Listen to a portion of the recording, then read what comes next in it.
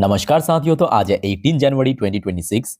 दोस्तों बात करेंगे इस वीडियो में टोटल 7 ऐसे इंपॉर्टेंट कंपनी की शेयर्स के बारे में जिसको कल नज़र जरूर रखना, बिकॉज शेयर गिर सकता है, डाउन जा सकता है। ठीक है, अब देखिए बहुत सारे अपडेट हैं। कुछ कंपनी की रिजल्ट बहुत ही खराब रहा, या कुछ कंपनी को कुछ एजेंसी की तरफ से कुछ नोटिस भेजा है, या कुछ और यहाँ पे रिपोर्ट आया है। ठीक है, अलग अलग पर्पस है, तो एक एक करके बस नोट करना। बट दोस्तों याद रखना, इस वीडियो में हम इंटायर मार्केट के बारे में हम चर्चा नहीं करेंगे, सिर्फ और सिर्फ कुछ इंडिविजुअल कंपनी की शेयर्स के बारे में। ठीक है, तो सबसे पहले देखिए जिसकी शेयर कल गिरने का 90% चांस है विप्रो लिमिटेड। अच्छा, लास्ट डे विप्रो की रिजल्ट आउट हुआ था, शेयर क्लोजिंग भी पॉजिटिव में दिया था। अब देखिए ऐसा भी नहीं है कि विप्रो की रिजल्ट बहुत खराब था। अगर आप देखेंगे कंपनी की इनकम में ग्रोथ रहा, मार्जिन काफी पिट गया, मार्जिन काफी पिट गया। कंपनी की एक्सेप्शनल इवन इनकम जनरेट किया, जबकि बाकी IT companies exceptional loss book किया था, और इसकी अल्टीमेटली जो नेट प्रॉफिट है ना वो पिट गया था। अब देखिए ये मेन टॉपिक नहीं है। मेन टॉपिक ये है कि विप्रो लिमिटेड यूएस मार्केट में लिस्ट है, आपको पता है, और यूएस मार्केट में एडीआर वर्जन पे लगभग 7.41% नीचे गिरावट हुआ था। ये मेन प्रॉब्लम है। अब देखिए ये भी मत सोचना कि कल विप्रो यहाँ पे जितना गिरावट हुआ इंडियन मार्केट में भी उतना ही गिर जाएगा, 7% के आसपास, तो ऐसा भी नहीं है।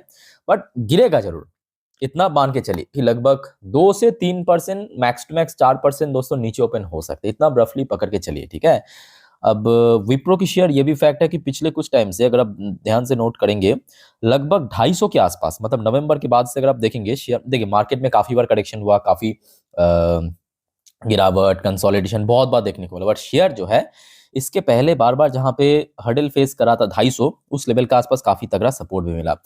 तो इमीडिएटली अगर गिरावट होता भी है तो आई थिंक कि 250 के आसपास एक अच्छा सपोर्ट मिल सकता है, उसके बाद थोड़ा सा बाउंस बैक भी हो सकता है। अब देखिए बहुत सारे और भी फैक्टर्स है, जैसे कि बाजार की सेंटिमेंट कल किस तरफ है। ठीक है, इसके ऊपर भी डिपेंड करेगा। तो कहने का मतलब यह कि विप्रो को नजर रखना।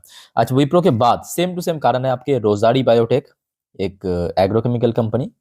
इसका भी रिजल्ट लास्ट डे आपके साथ में आई थिंक शेयर भी किया था, रिजल्ट काफ़ी वीक था। ठीक है, सो इस कंपनी को भी नज़र रखना। ये कंपनी एक्चुअली लॉकडाउन के बाद पहला आईपीओ के थ्रू बाजार में लिस्ट हुआ था, और दुख की बात यह है कि ये शेयर शुरू में जितना चल गया था ना 2021 तक, उसके बाद देखिए शेयर लगभग पिछले 4 साढ़े 4 होने जा रहा है, बैक टू बैक खत्म हो गया, 60% को गिरावट था, और इस बार भी परफॉर्मेंस काफ़ी वीक रहा।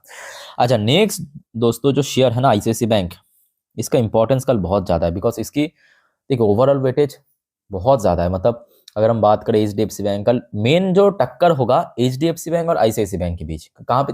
अब देखिए एक तरफ एचडीएफसी बैंक की रिजल्ट अच्छा रहा, बाजार एस्टिमेट को बीट किया, तो मोस्टली चांस ये है कि एचडीएफसी बैंक गेन हो सकता है।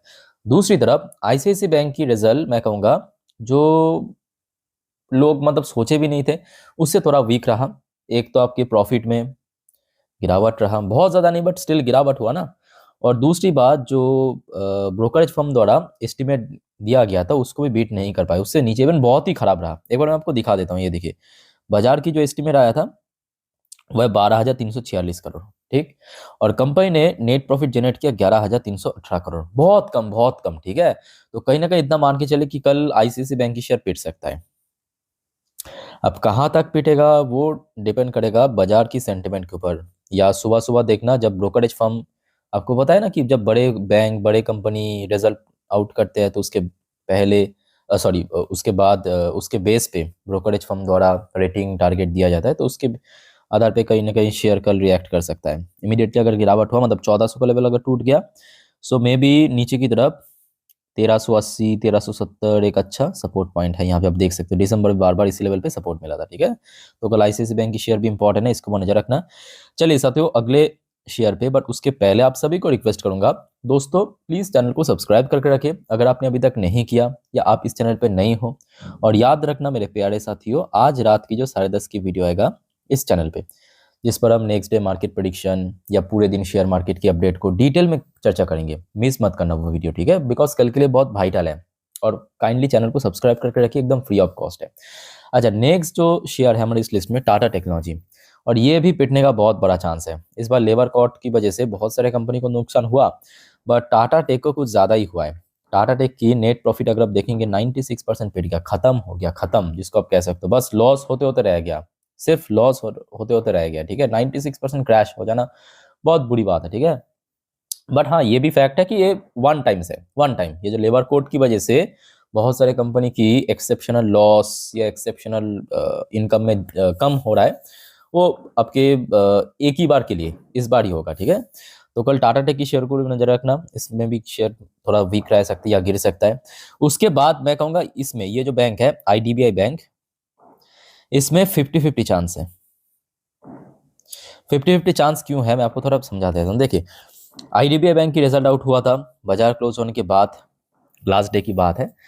कुछ कुछ सेगमेंट पे आईडीबीआई बैंक ने अच्छा भी किया है, कुछ कुछ सेगमेंट थोड़ा खराब भी किया है। जैसे कि देखिए इनकम की सेगमेंट पे खराब किया है, इनकम इस बार गिरावट हुआ, पिछले साल था 7,816 करोड़, इस बार गिर के 7,074 crore. Even quarter on quarter base पे भी मार्जिनल ड्रॉप हुआ है, ठीक है। और दूसरी तरफ अगर आप देखेंगे, ये देखिए फाइनेंशियल मार्जिन भी काफी कम हो गया, पिछले साल था 24%, पिछले क्वार्टर 24%, इस बार 18%। बट कुछ सेगमेंट पे कंपनी मतलब बैंक ने अच्छा भी किया है, जैसे कि आपकी प्रॉफिट, प्रॉफिट ईयरली बेसिस पे स्लाइटली इंक्रीज हुआ, बट क्वार्टरली बेसिस पे डिक्रीज हुआ। और नेक्स्ट जो इंपॉर्टेंट है आपकी एनपी, एनपी की परसेंटेज में बहुत ही अच्छा चेंजेस हुआ है, खास करके ग्रॉस एनपी पिछले साल 3.5% के ऊपर था, इस बार कम होकर 2.5% पे पहुंच चुका है, जो कि क्वार्टरली बेस पे भी कम हुआ है, ठीक है। और इवन नेट एनपी भी हमने देखा ऑलमोस्ट ना के बराबर पहुंच चुका है, जो कि बहुत बेहतरीन यहाँ पे काम किया है, ठीक है। तो आईडीबीआई की शेयर को नजर रखना, बट यहाँ पे 50-50 चांस है। एग्जैक्ट आप ये बता नहीं सकते कि इसमें गिरावट होगा या कैसा रिस्पॉन्स मिलेगा, बट 50-50 चांस है, ठीक है। आइए चलो नेक्स्ट अपडेट आपके रिलायंस पावर की पर देखिए, SEBI order forensic audit of Reliance power, head of business and legal exit. अब ये जो कंपनी है ना, बहुत मुझे मालूम नहीं है कि लोग क्यों घुमा फिरा के, मैं देखता हूँ या कभी कभी सुनता भी हूँ लोगों की बात की, सर मैं उस फलाना कंपनी में, उस फलाना ग्रुप में निवेश किया था, बुरी तरह फंस गया। कि क्यों करते हो आप लोग, मतलब ये छोटे छोटे शेयर, मतलब प्राइस तो छोटा है ना, 30-31, कभी 4-5 रुपए के शेयर में अंधाधुंध निवेश करना और उसके बाद रिग्रेट करना, क्या जरूरत है। इसके अलावा कोई अच्छे कंपनी निवेश करो, निफ्टी फिफ्टी की कोई भी शेयर में, सब आपके भारत की टॉप कंपनी है। निफ्टी फिफ्टी मतलब क्या, भारत की टॉप 50 कंपनी है ना। इंडेक्स फंड हो गया, म्यूचुअल फंड हो गया, ईटीएफ हो गया, कितने सारे ऑप्शन है। अगर आपको समझ नहीं आता वहां पे जाइए, बेफालतू इधर उधर से लोग टिप लेते हैं। देखिए शेयर 6 महीने 50% खत्म कर दिया, जितना गेन हुआ था ये देखिए। ये इस टाइप की कंपनी है, कंपनी कोई मतलब कह सकते हो कि फ्यूचर नहीं है। ओके, तो इसको वो नजर रखना, अब देखना होगा कि कल क्या होता है। चलो अच्छा नेक्स्ट देखिए, एक रिपोर्ट आया है, ये लास्ट डे की बात है। तो आपको पता होगा भारत के ऊपर तो 50% टैरिफ डाल दिया है, ठीक है। तो उसका तो इम्पैक्ट पड़ेगा ही, और इम्पैक्ट के रूप में अप्रैल से दिसंबर 2025 ये जो टाइम फ्रेम है, जिसमें भारत की जो gem and jewellery export US के लिए लगभग ईयर ऑन ईयर बेस पे 44% गिरा है। अब 44% मतलब कोई छोटा मोटा आंकड़ा नहीं है। हाँ ये भी फैक्ट है कि ओवरऑल बात करें एक्सपोर्ट, तो ये ओवरऑल नहीं है, ये सिर्फ यूएस के लिए, ठीक है। यूएस के लिए एक्सपोर्ट गिरा है, जो कि पहले से एक्सपेक्टेड था, बट ओवरऑल बात करें एक्सपोर्ट उतना भी गिरा नहीं है आपकी ज्वेलरी सेक्टर में।